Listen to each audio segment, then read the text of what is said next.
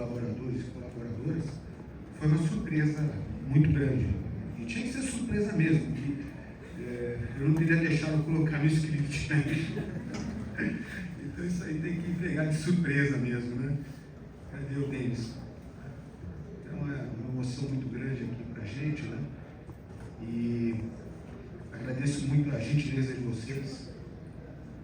Agradeço muito a presença de todos que estão aqui nesse auditório, que se deslocaram, muitos se deslocaram de outras partes do país, lá de Manaus, São José dos Campos, das Minas Gerais, São Paulo capital, Rio de Janeiro, Santa Catarina. Então eu agradeço no Paraná, eu agradeço a presença de cada um de vocês. Tá? Isso mostra a grandeza da Imbel. A estrela da festa hoje é a Imbel. Eu acho que o vídeo institucional e depois essa explicação melhor sobre a nova planta de carregamento destacam a empresa que o Estado brasileiro e a sociedade brasileira possuem. Empresa pública de direito privado, estratégica de defesa, extremamente estratégica de defesa. A Imbel tem 48 produtos estratégicos de defesa. Quantas empresas no Brasil hoje têm 48 produtos registrados como estratégia de defesa? As senhoras e os senhores puderam ver ali brevemente no salão, ali uma palhinha, né, do que a gente tem feito de inovação. A Imbel é uma ICT atuante, que consegue financiamento na FINEP, consegue excelentes parceiros para a PDI. Né? A Imbel é uma empresa hoje exportando para 12 países. Há 4 anos atrás, a gente estava fora do mercado de exportação. Né? E a gente voltou a participar das grandes feiras internacionais e rapidamente conquistamos a confiança de 12 países. Estados Unidos, Canadá, Reino Unido, Espanha, Itália, tá? Chile, Singapura, né? Não vou citar todos. E já estamos abrindo também na África. Tá?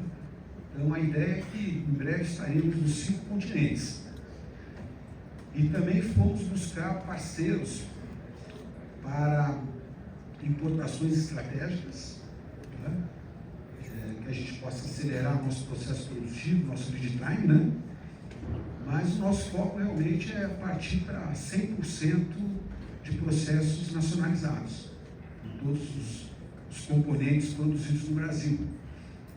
Com isso, a gente tem se relacionado com 1.282 fornecedores e parceiros. Olha o tamanho desse ecossistema. E a gente maneja esse ecossistema em São Paulo, Minas, Rio, Paraná, Santa Catarina, Manaus.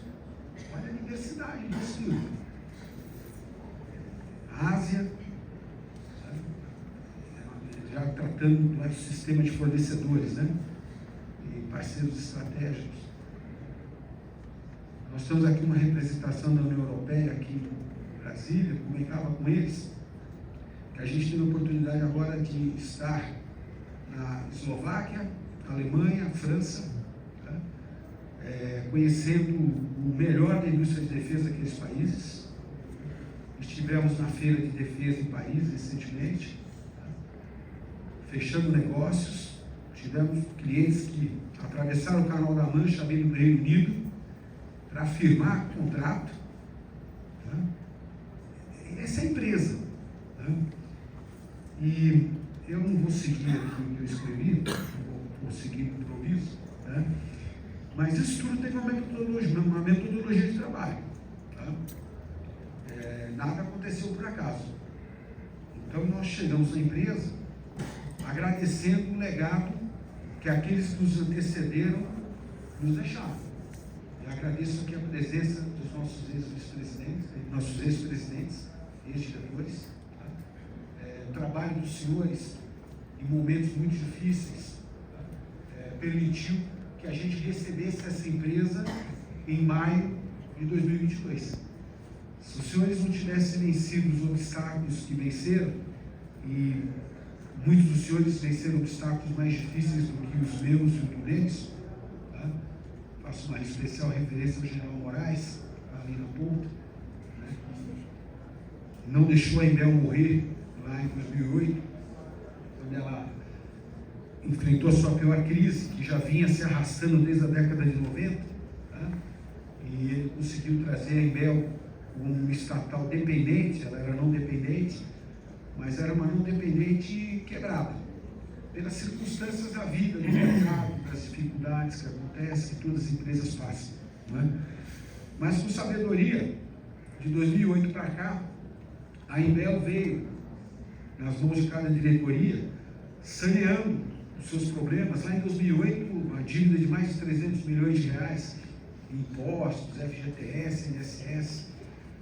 Eu agradeço muito aos nossos colaboradores e colaboradoras, porque muitos ainda são daquela época, e mesmo com dificuldade de receber salário, não desistiram da empresa, e é um capital humano brilhante que nós temos, uma experiência de chão de fábrica que você não encontra fácil, tá?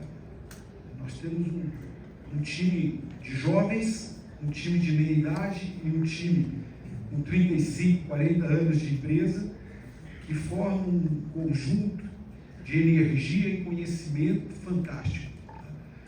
E nessa metodologia que a gente trabalhou a partir de maio de 22, né, pegando esse legado, nós entendemos que a Imbel tinha que ser tratada como empresa. A dependência do orçamento da União não pode transformá-la num órgão público, sem desmerecer nenhum órgão público, mas as finalidades são diferentes. Empresa é indústria, indústria gera riqueza. Eu morei na África, Sudão do Sul e Angola, no interior, em duas regiões onde não houve a Revolução Industrial e se vivia na miséria. A Revolução Industrial, com todos os seus problemas que tem a causar, de questão ambiental, segurança, que tem que ser devidamente gerenciado, ela nos fez ser a geração mais beneficiada da humanidade.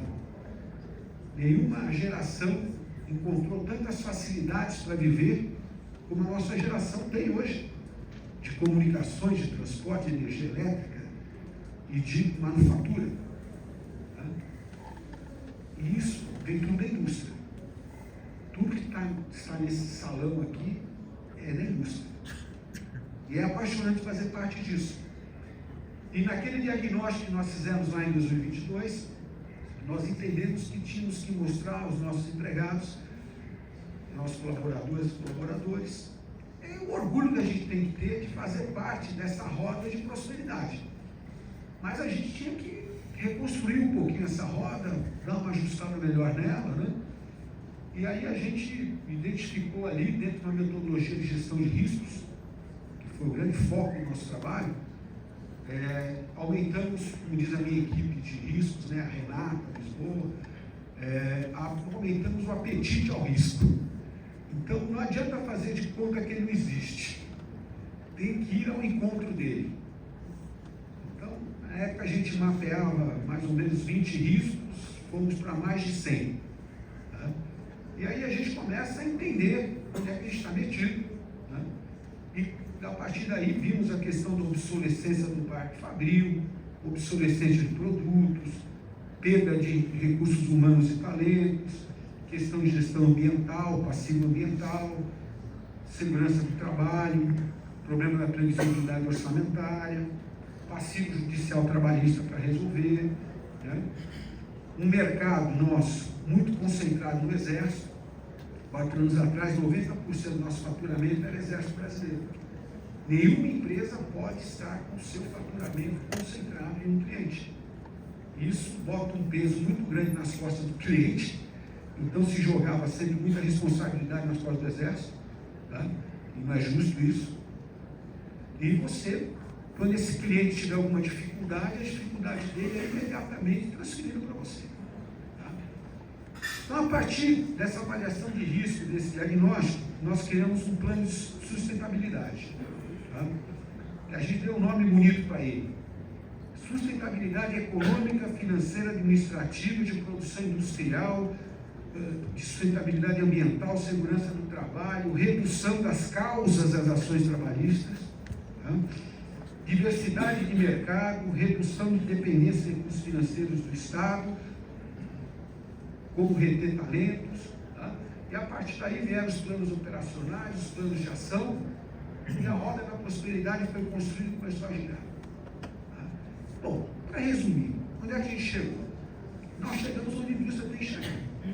Uma modernização expressiva do parque fabril, um foco muito grande em inovações, inovação de processo produtivo, que é aquilo que o cliente não vê, mas é fundamental.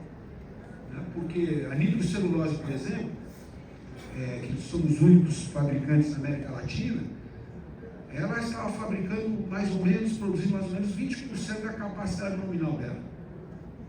Então ela precisava ter ali um grande choque de manutenção para não ter paradas técnicas inominadas. E você tem uma parada só por ano prevista, uma manutenção organizada por 15, 20 dias, encaixada no seu plano de produção e no seu plano de negócio. Bom, hoje a planta produz, isso aconteceu com o TNT, com a RDX, aconteceu com tudo. Né? Eu peguei a nitrocelulose como um exemplo mais marcante, porque a gente tem aqui um cliente VIP da nitrocelulose, que é a CBC, né? O Fábio, né? Onde é que está o Fábio? Estou vendo o Fábio aqui, né, Fábio? O Fábio conhece essa história profundamente, né, Fábio? O Fábio sofria para importar, né? A nitrocelulose, com a guerra da Ucrânia, já não conseguia mais importar. E o que ia acontecer com a CBC se a Imbel não desse um jeito naquela planta, né, Fábio? E hoje 100% da nitrocelulose consumida pela CBC é Imbel. E a CBC é uma das maiores produtoras de munição leve do mundo. E produz a munição leve das nossas Forças Armadas, das nossas polícias no Brasil. Quer dizer, a Imbel cumprindo a sua política pública de apoiar a base industrial de defesa. Agora, poderia estar pegando essa nitrocelulose e exportar tudo. E o preço seria maior do que eu consigo vender para o Fábio. E o lucro da empresa seria maior. Mas ela é uma empresa pública, porque ela tem uma política pública para cumprir. Então, muitas vezes ela deixa de maximizar o seu lucro, porque ela tem que cumprir a missão da política pública. Esse exemplo serve para o TNT, serve para a RDX, serve para as pólvoras, serve para propelentes. Tá? Então, muitas vezes nós deixamos de ir ao mercado externo para atender uma base industrial de defesa que faz parte da soberania nacional. São empresas privadas que fazem parte da nossa capacidade de mobilização. Observe o papel estratégico da Imbel dentro desse sistema de defesa. Tá? Então poderia faturar mais, poderia lucrar mais, poderia muito mais. Mas quantas empresas fechariam no Brasil? Quantas empresas deixariam de fazer seus negócios? E no final essas empresas, a partir da matéria-prima da Imbel, também exportam. Isso gera divisa para o país. Nós não geramos a divisa, mas a empresa parceira gerou. O país é um só, isso tudo é um só. A gente tem que ter visão de conjunto e não de egoísmo. E a gente trabalhou sempre com visão de conjunto. Internamente na empresa, fazendo uma perfeita integração das nossas equipes, das nossas 5 fábricas, da usina hidrelétrica, da ICT, com as diretorias, com as assessorias, para que isso pudesse fazer com que essa roda de prosperidade girasse adequadamente. Bom, enfim, ganhamos produtividade, escala de produção, somos indústria. Fizemos uma rampa ascendente de aumento de faturamento, sempre com aumento de lucro operacional. 2025 foi o melhor ano da Imbel no século XXI. Então foi o maior faturamento, com um lucro operacional líquido de 80 e poucos milhões, acho que 86 milhões, se não fala a memória. Tá? E aí conseguimos fazer uma reengenharia orçamentária, porque estar atrelado ao orçamento da União tira a previsibilidade. por conta dos bloqueios e contingenciamentos que ocorrem na administração pública. E como você vai ter um plano de negócio mais ousado, como eu vou exportar e assinar um contrato de exportação se de repente eu não tenho orçamento para produzir? Percebe a trava que nós estamos? E aí nós contamos com um entendimento fantástico da Secretaria do Orçamento Federal, que foi conhecer todas as fábricas, entender o que é a indústria, entendeu que a Imbel não é um órgão público, é uma indústria, e a partir daí nós tínhamos na época mais de 300 milhões na conta única do Tesouro, era financeiro, que a gente não conseguia ter crédito, acesso a esse crédito, para aumentar a nossa produção, nosso plano de negócio. Tá? E a partir daí nós criamos um sistema com a SOF de expansão do nosso crédito com o uso da fonte própria. Tá? Então eu digo para as senhoras e para os senhores que hoje quase 100% de todo o gasto discricionário da Imbel é com recursos que ela própria gera com o seu plano de negócio. Tá? E isso é a construção de sustentabilidade econômica e financeira. Recebemos uma expansão de crédito agora de 48 milhões, semana retrasada, tá? Fruto do superávit que criamos dentro do plano de negócio que estamos executando. E esses 48 milhões vão virar 90, 100, 120, tá? E com foco muito grande para a exportação. E por isso que hoje, com esses 12 países onde nós estamos, e ampliando isso, a gente tem um plano de negócio, onde nós temos a honra de ter trazido a Marinha do Brasil, a Força Aérea Brasileira como clientes. Então hoje a gente não está segmentado só no Exército Brasileiro. Uma das poucas empresas no Brasil que tem as 3 Forças Armadas do seu país como clientes simultaneamente, tá? E elas representam 50% do faturamento. E aí nós vamos lá buscar 35% do faturamento na exportação, 15% na base do Estado de Defesa, cumprindo nossa política pública. Então nós provamos que a gente pode cumprir uma política pública e ser uma empresa como se privada fosse simultaneamente. E isso tudo a partir da aderência que as nossas equipes tiveram a esse projeto. Nós construímos esse plano lá em 22, apresentamos esse plano para a empresa em 23 e rapidamente todos os funcionários, todos os colaboradores aderiram e fizeram com que essa rampa acontecesse, com essa roda de prosperidade de casa. Então eu deixo aqui um agradecimento especial para vocês. Se a Michelle, em nome de vocês, teve a gentileza de nos prestar essa homenagem, a homenagem maior que merece são vocês, da minha parte, da parte de toda a diretoria. Muito obrigado a vocês. Tá?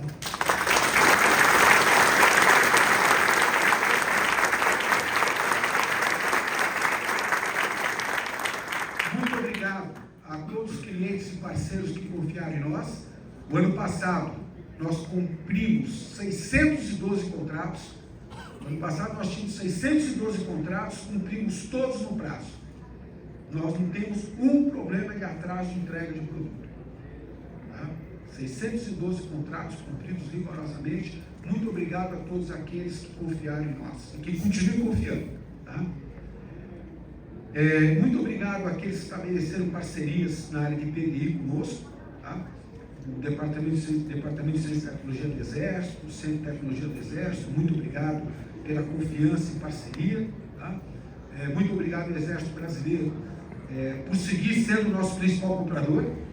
Tá? Muito obrigado. Parceiro que compra o fuzil, compra o rádio, compra a munição. Né? Mas nós tiramos um pouquinho das costas do Exército esse peso de tem que ser só vocês para comprar. Mas muito obrigado. Né? Muito obrigado à Força Aérea, à Marinha por essa confiança. Agradeço aos nossos fornecedores de matéria-prima e componentes. Vocês são fundamentais para a gente, alguns estão aqui presentes. E sabe o que é gostoso? O gostoso é eu conversar com alguns fornecedores que estão aqui presentes e eu ver o sorriso deles, porque eles cresceram com a gente. Tá? Isso é que é bonito na roda da prosperidade da indústria. Quando ela gira para todo mundo. Tá? Porque aquele que nos fornece antena, bateria, o cunhete para pôr a munição, essa turma toda a gente chama antes para combinar o jogo, né? olha, vou avançar, vou crescer. O jogo é combinado, tudo planejado, né? Você quer crescer comigo? E eles quiseram crescer com a gente. Geraram mais empregos, aumentaram o seu faturamento, aumentaram o seu lucro, fizeram novos investimentos. Isso é apaixonante fazer parte disso. Por fim, agradeço aqui, fazer uns agradecimentos pessoais aqui. Começo ao ministro do Superior Tribunal Militar, General Amin, que era presidente do Conselho de Administração de 2022. Eu estava terminando meu comando no Hospital das Forças Armadas, ainda meio atordoado com a pandemia, né, Amin? E o Amin foi meu paciente. Internei o Amin lá uma noite, 11 horas da noite, quase que entubou, né? Fui lá levar o Amin lá para a UTI, lá para botar no oxigênio, né? Com o coração na mão, né? Porque cada paciente que a gente internava era o início de uma luta. E quando é um amigo, irmão, a gente está junto aí desde 1979, né? 78, tá? A responsabilidade era maior ainda, né? E eu terminando a missão no HFA, o Amin me convidou para vir para Imbel, e eu aceitei e estou muito feliz por essa decisão. Muito obrigado. Eu fui feliz todos os dias que eu tive na Imbel. Muito obrigado. Tá? Agradeço ao ministro do Estado, do Gabinete de Segurança Institucional da Presidência da República, General Amaro, meu instrutor na Academia Militar em 1984, amigo de uma vida toda, meu comandante na Escola Preparatória de Cadetes do Exército, quando me convidou para comandar o Corpo de Alunos. Né? Então, aqui dois amigos que confiaram em mim, me convidaram para trabalhar com eles no passado. Muito obrigado. Agradeço, aqui não presente, ao general Aquiles Furlan, general de Exército, que foi o presidente do Conselho de Administração e sucedeu o general Amin. Agradeço ao general Hertz, nosso atual presidente do Conselho de Administração, pelo apoio incondicional que tive durante todo esse período.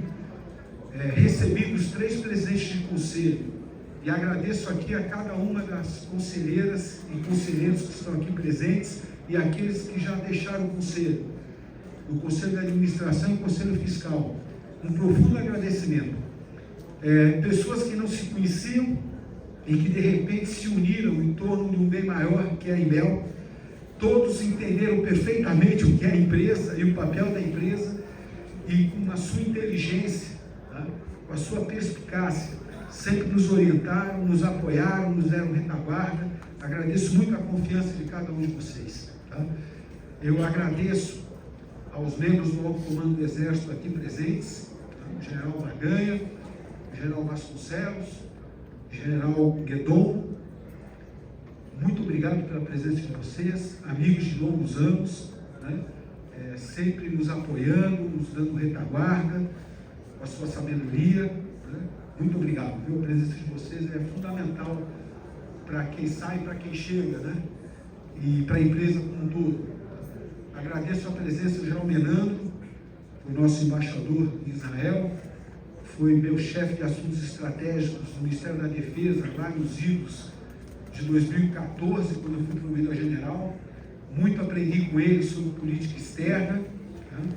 E que apliquei na Imbel, porque quando a gente vai buscar mercado externo, a gente tem que entender de política externa, tem que entender de geopolítica, né, geralmente. E isso foi um grande mestre para mim. Muito obrigado. Né?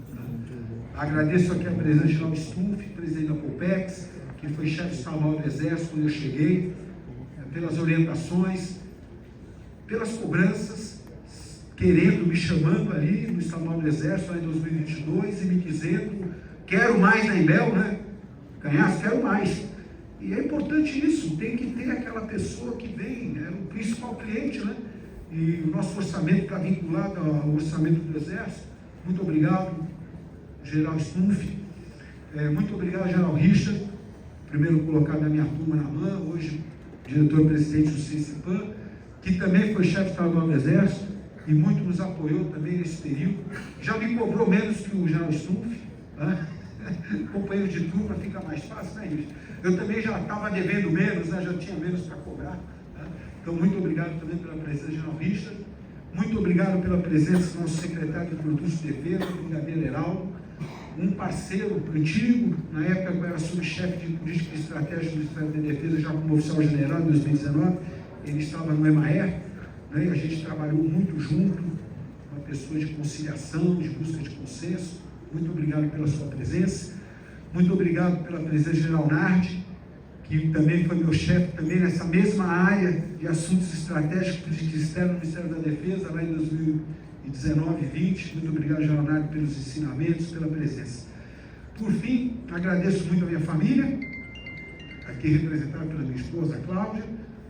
As filhas não puderam vir, né? A mais velha está com a nenenzinha maravilhosa de 6 meses, e a mais nova tinha que trabalhar. Muito obrigado à minha família, que sempre me apoiou integralmente. Todo esse meu amor pela Embel foi compartilhado em casa e apoiado. E graças a Deus, a gratidão a Deus por nos oferecer as oportunidades. Sou cristão católico, sempre me coloco à disposição de Deus, porque Deus dá a missão e nos capacita. Não somos nós que escolhemos a missão e nem temos a soberba de achar que estamos capacitados única e exclusivamente pelo nosso esforço. Deus nos dá o caminho, nos dá a fé, nos dá a coragem e nos sustenta nos momentos difíceis. E nos dá a sabedoria, né, de entender que qualquer poder que a gente venha executar, nós somos meros inquilinos desse poder, meros inquilinos da cadeira, somos passageiros, não temos o direito de fazer mal a ninguém a partir do cargo que ocupamos. Temos a obrigação de garantir o bem-estar e o bem das pessoas, de garantir a longevidade das empresas. Eu dizia sempre, concluindo, a nossa equipe. Nós, como pessoas humanas, sabemos que o ciclo da vida termina com a morte. Isso está carta marcada, né? Só falta saber como e quando. Agora, as empresas são pessoas físicas, também são organismos vivos. E são organismos vivos que não precisam morrer. Pensem e reflitam sobre isso. Meus colegas empresários aqui, meus colegas dirigentes de empresas, né, sabem bem o que eu estou falando. No mundo nós temos empresas centenárias, bicentenárias, né? A Embel foi criada em 1975, mas não deixa de ser bicentenária, porque a primeira fábrica é de 1808. Mudou em 1826 lá para Magé e está lá até hoje. Vivendo, sobrevivendo, já teve para ser fechada. E hoje está dando um banho de produção em todas as suas plantas. Graças a Deus que não fechou, tá? Não morreu. E a gente que administra empresas tem a obrigação de garantir a longevidade delas, porque elas podem durar para sempre, revezando as pessoas que vão fazer parte dela, fazendo bem para essas pessoas e para a sociedade como um todo, e no nosso caso, para a defesa do Brasil. Muito obrigado, contem sempre comigo.